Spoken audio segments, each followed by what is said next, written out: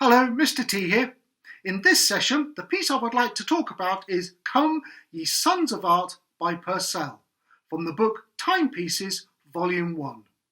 I've chosen this piece as it is set for Grade 2, List A. And if you choose to play this piece for your grade, here are some ideas on how you could improve your marks. Firstly, let me play the melody.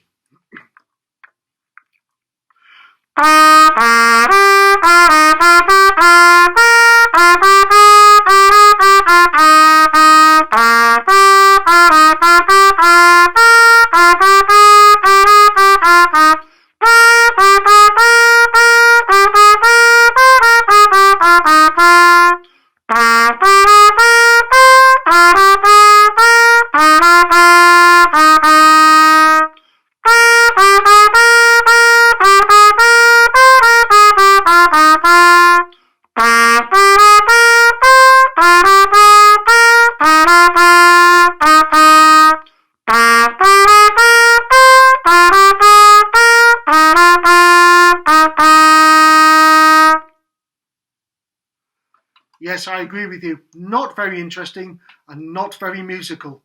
And I think if I was one of those sons of art and I heard that, I'd say go rather than come. So how can I make it more interesting and more musical? The points I will cover are tempo, dynamics, articulation, and musicianship. Firstly, tempo. Two things to notice about tempo. Firstly, the speed at the beginning, and then look through the piece to see if this speed changes. At the beginning, you can see it says crotchet equals 116. Well, what it really says is C.116. Here the letter C stands for the Latin word circa, which means about. So the speed is about 116 crotchets a minute. And what this means is that the speed should be fast enough to play 116 crotchets a minute. And the best way to understand this is by using a metronome. If you don't have one, play it at a moderate speed, like this.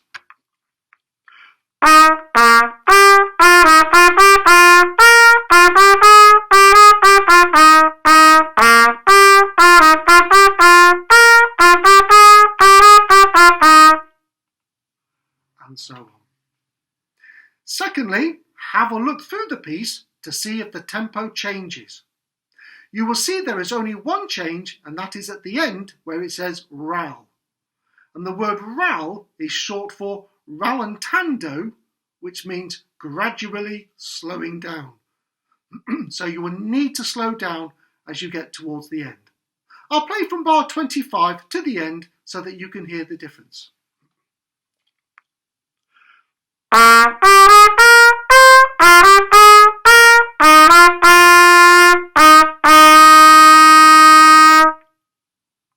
And you can hear that makes quite a nice end to the piece. Now let's add dynamics to tempo. At the beginning it says MF, mezzo forte, medium loud. Have a look through the piece to see if there are any dynamic changes. Bar 5 is MP, mezzo piano, medium soft. Bar 9 is MF again. Bar 13 is forte, loud. Bar 17 is MF again. Bar 25 is F, forte. I'm going to play the first 12 bars so that you can hear the difference.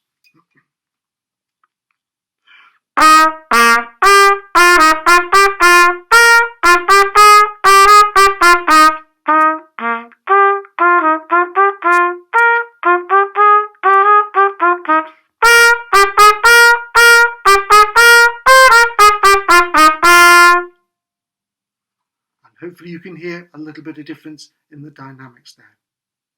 Now for articulation, the tonguing and slurring. There is not a lot of variation in this piece. However, have a look through the music and notice that in some of the bars, the first two quavers are slurred. Otherwise, the other notes are tongued. Lastly, now that we have tempo, dynamics, articulation, the technical bits, it's time to think about musicianship. What this means is thinking about what story the music is wanting you to tell through your playing. This is tricky as this piece is from a much longer piece written for a choir and is one of many pieces written as a birthday present for Queen Mary II. The word allegretto means medium lively, fast. So when you play this piece, try to make it a happy, joyful birthday piece. Don't make the tongue crotchets and quavers too long or too short. Just detach them so that they are light and lively. Now the 4 points of tempo, dynamics, articulation and musicianship have been covered, I will end by playing through the piece, thinking about all of these ideas, and you will be able to compare it with the first playthrough and see the difference. One final point to notice, you will see that there are some notes in brackets, for example in bar 11. For your grade, each time you see these notes in brackets, you must play the upper note.